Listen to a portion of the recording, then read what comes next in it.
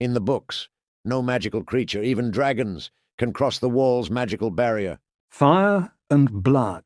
Jaehaerys and Alysanne. Their triumphs and tragedies. In the north, Queen Alysanne grew restless with waiting, and decided to take her leave of Winterfell for a time and visit the men of the Night's Watch. The Queen herself noted that Silverwing does not like this wall. Though it was summer and the wall was weeping, the chill of the ice could still be felt whenever the wind blew, and every gust would make the dragon hiss and snap. Thrice I flew Silverwing high above Castle Black, and thrice I tried to take her north beyond the wall, Alysanne wrote to Jaehaerys. But every time she veered back south again and refused to go.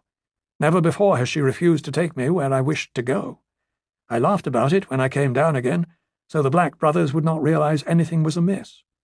But it troubled me then, and it troubles me still. In A Storm of Swords, Cold Hands explains the magic of the wall to Sam. A storm of swords. Bran. He wore blacks like a brother of the watch, but he was pale as a white, with hands so cold that at first I was afraid.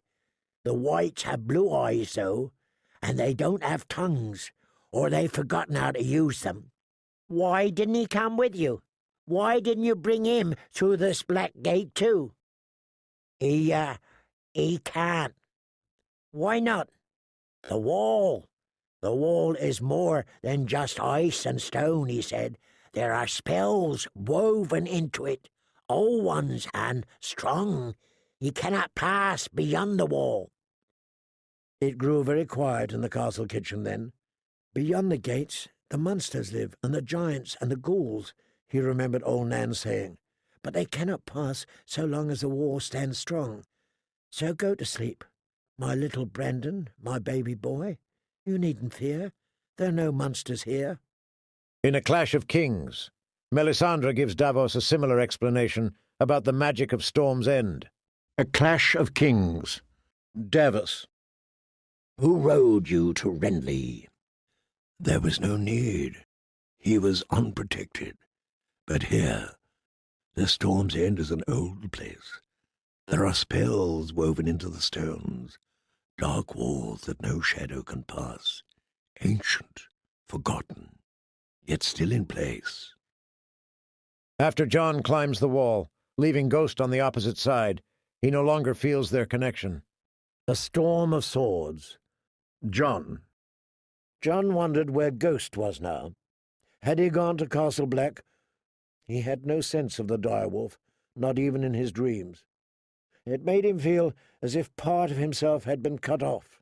Even with Ygritte sleeping beside him, he felt alone. A warg potentially attempts to fly over the wall while inside an eagle, and pays the price for it. A Storm of Swords. Jon. Something's coming.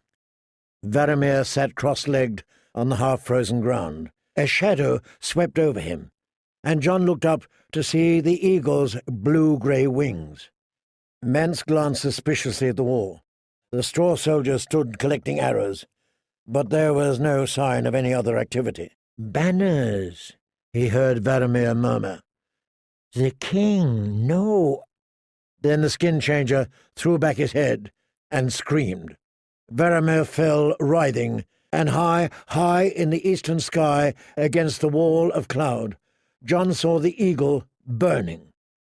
For a heartbeat it flamed brighter than a star, its wings beating wildly at the air, as if it could fly from the pain. But the man was still twisting on the ground.